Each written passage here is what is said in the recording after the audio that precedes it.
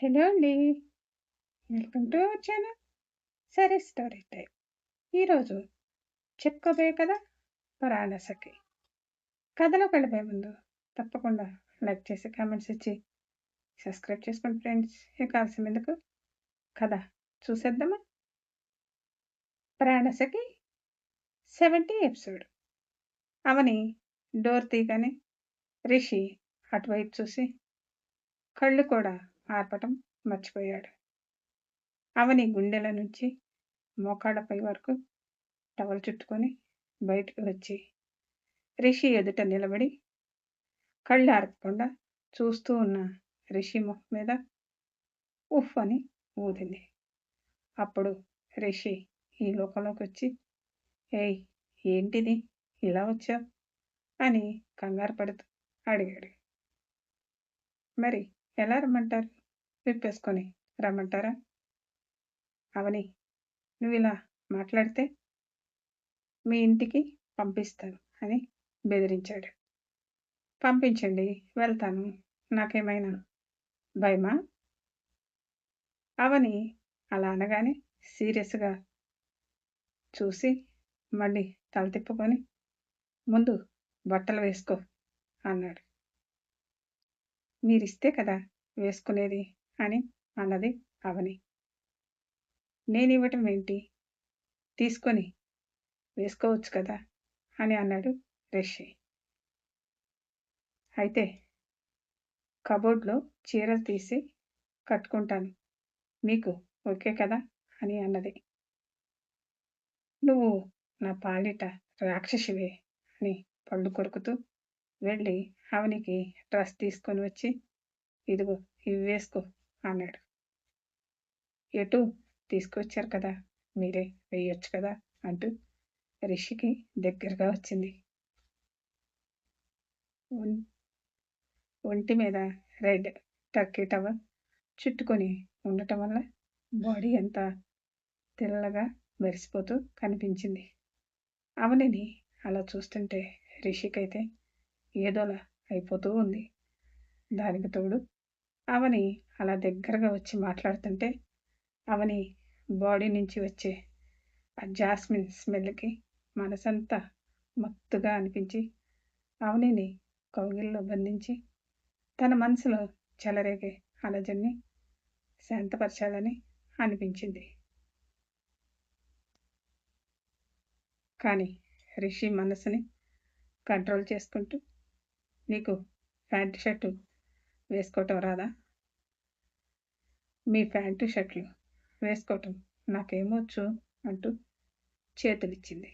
అవని అలా చేస్తుంటే రిషికి కోపం వస్తుంది, కానీ మనసులో మాత్రం అవని అలా చేస్తుంటే చిలిపి పెళ్ళాంలా కనిపించింది. సిరినే అల్లరి పిల్ల అనుకుంటే అవని ఇంకా అల్లరి పిల్లలా కనిపించింది. పెళ్ళైన తర్వాత సిరిలో అల్లరితనం పోయింది. ఎప్పుడు ఏదో ఆలోచిస్తూ డల్గా ఉండేది. ఏమైంది, ఇక్కడ నచ్చలేదా అని అడిగినా ఏమీ చెప్పేది కాదు. అన్నీ మనసులో పెట్టుకొని అవని సిరిలా ఉండకుండా ఏది ఉన్నా నాతో పంచుకునేలా చెయ్యాలి అని అనుకొని అవని చేసే అల్లరి చూసి ఇంకా చాలు, బట్టలు వేసుకో అని అన్నాడు. మీకోసం ఇంత అల్లరిగా ఉంటే అల్లరి పిల్ల అంటూ ఒక్క ముద్దు కూడా పెట్టలేదు. ఏ మొగుడు ఏంటో, ఒక ముద్దు లేదు, మురికం లేదు అంటూ ముందు ప్యాంట్ వేసుకొని తర్వాత టవల్ తీయబోయింది. రిషి వెంటనే కళ్ళు మూసుకొని, ఏం చేస్తున్నావే, నేను బయటికి వెళ్తాను అని అన్నాడు. మీరెందుకు బయటికి వెళ్ళటం, లోపల ఇన్నర్ ఉంది కదా అంటూ టవల్ తీసేసింది. అవని వెనక వైపు తిరిగి ఉండటంతో వెనక భాగమంతా ఏ ఆచ్ఛాదనం లేకుండా ఉండటం చూసి రిషి వెనక్కి తిరిగాడు. అవని షర్టు వేసుకోవటం సరిగా రాకపోవటంతో రిషి గారు, కొంచెం ఇది వేయండి అంటూ పిలిచింది. నేను వేసేదేంటి, నువ్వే వేసుకో అంటూ అటువైపే తిరిగి ఉన్నాడు. అయ్యో! మీ సిగ్గు సంతకెళ్ళ. ఇక్కడ నా మెడ పోతుంది. తొందరగా రండి. షర్ట్ వేసుకోవటం కూడా రాదా? అంటూ రిషి వచ్చి షర్ట్ వేసి షర్ట్ అంతా తికమకగా వేసుకోవటం చూసి నా మీద అరవమంటే అరుస్తావు, కానీ షర్ట్ వేసుకోవటం రాదా? అబ్బా! వచ్చులే రిషి గారు, ఇది తిప్పి వేసుకున్నానంతే. రిషి షర్ట్ తీసి వేశాడు. రిషి షర్ట్ వేయగానే అవని రిషి వైపుకు తిరిగి బటన్స్ పెట్టండి అన్నది. రిషి అయితే అవని అలా తిరగగానే కళ్ళు పెద్దవయ్యాయి. అవని కూడా మర్చిపోయి అలా తిరిగింది. రిషి తన వైపు చూస్తుంటే అర్థం కాలేదు. తర్వాత అర్థమై షర్ట్ లాక్కొని అటువైపుకి తిరిగింది. రిషి అయితే అవనిని తన వైపుకు తిప్పుకున్నాడు. అవని సిగ్గుపడుతూ తలదించుకుంది. సిరి చనిపోయిన తర్వాత రిషి మనసు ఎప్పుడూ చలించలేదు.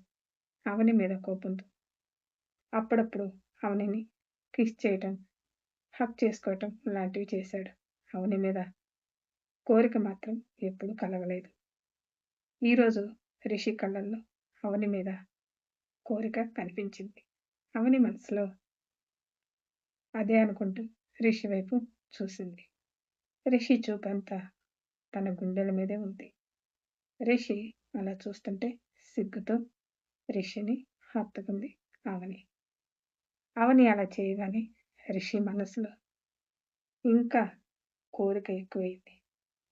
అవని నెక్క మీద షర్టు పక్కకని కిస్ చేసి షర్టు అడ్డుగా ఉండటంతో తీయాలని చూశాడు. అవని వెంటనే చేపట్టుకొని, రిషి గారు, నేను సిరిని కాదు అవనిని అని పెద్దగా చెప్పింది. అప్పటిదాకా ఏదో లోకంలో ఉన్న రిషి ఒక్కసారిగా అవని వైపు చూశాడు. అవని షర్టుని 2 చేతులతో గట్టిగా పట్టుకొని ఉంది. రిషి సారీ అంటూ వాష్రూంలోకి వెళ్ళాడు. నేనేదో సరదాకి రిషి గారిని ఆట పట్టిద్దాం అనుకుంటే ఇలా జరిగిందేంటి? పాపం రిషి గారు నన్ను సిరి అనుకున్నారు. అయినా షర్ట్ బటన్స్ పెట్టలేదని తెలుసు కదా, అలా ఎలా రిషి గారి వైపు తిరిగాను తింగర మొహం అని అవని తనని తనే తిట్టుకుంటూ షర్ట్ బటన్స్ పెట్టుకొని హెయిర్ అంతా పైకి పెట్టేసి విగ్గు పెట్టుకొని అమ్మాయిలా రెడీ అయింది. వాష్రూంలోకి వెళ్ళిన రిషి షవర్ కింద నిలబడి అవనితో అలా ఎలా బిహేవ్ చేయబోయాను? అవని నా గురించి ఎంత తప్పుగా అనుకుంటుంది. ఇంతకుముందు అవనిని ఎన్నిసార్లు అలా చూడలేదు. ఒకరోజు కోపంతో బట్టలన్నీ లాగేశాను. అప్పుడు కూడా నాకు ఇలా అనిపించలేదే. ఇప్పుడెందుకు అవనిని చూడగానే సిరి జ్ఞాపకాలు చుట్టుముట్టాయి. సిరిని అవని చంపలేదని మనసు కనిపించి అవని మీద కోపం తగ్గిపోయిందా అని ఆలోచిస్తూ స్నానం చేస్తుంటే అవనినే కళ్ళల్లో మెదిలింది. రిషి వచ్చేసరికి అవని రెడీ అయి కూర్చుంది. రిషి వాష్రూంలో నుంచి బయటికి రాగానే అవని గబుక్కున పైకి లేచి ఇందాక జరిగిన దానికి రిషికి ఏమంటాడు అని బిత్తర చూపులు చూస్తూ నిలబడింది. అవనిని అలా చూసి ఎందుకు నిలబడ్డావు, కూర్చో అన్నాడు. అవని టక్కున కూర్చొని నోట్లో వేళ్ళు పెట్టుకొని కొరుకుతూ కూర్చుంది. రిషి రెడీ అవుతూ అవనిని చూస్తూ ఆకలి వేస్తే కిందకి వెళ్ళి టిఫిన్ తిను, అలా గోళ్ళు తినకు అని అన్నాడు. అంతే అవని టక్కున వేళ్ళు నోట్లోంచి తీసి రిషి వైపు భయంగా చూస్తూ, రిషి గారు, నేను కావాలని చేయలేదు, ఏదో మిమ్మల్ని ఆట పట్టిద్దామని అలా చేశాను. ఇప్పుడు నేను ఏమైనా అన్నానా? లేదు కదా, మరెందుకు ఎక్స్ప్లెనేషన్ ఇస్తున్నావు అని అన్నాడు.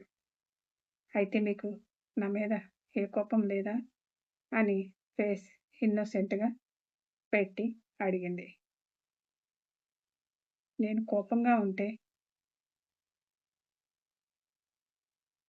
నీకు తెలుస్తుంది కదా! మరి ఏమీ తెలియనట్టు కొత్తగా అడుగుతున్నావేంటి? రిషి అలా అనగానే అవని మనసు తేలిక పడింది. అప్పుడు హుషారుగా ఈ డ్రెస్‌లో నేనెలా ఉన్నాను అని అటు ఇటు 2 చేతులతో షర్ట్ పట్టుకొని అడిగింది. అటు అమ్మాయిలాగా అనిపించకుండా, ఇటు అబ్బాయిలాగా కనిపించకుండా బాగానే ఉన్నావులే అని నవ్వాడు. రిషి గారు అంటూ అవని కోపంగా చూసింది. Story continue. మళ్ళీ నెక్స్ట్ ఎపిసోడ్‌లో కలుసుకుందాం. Thank you.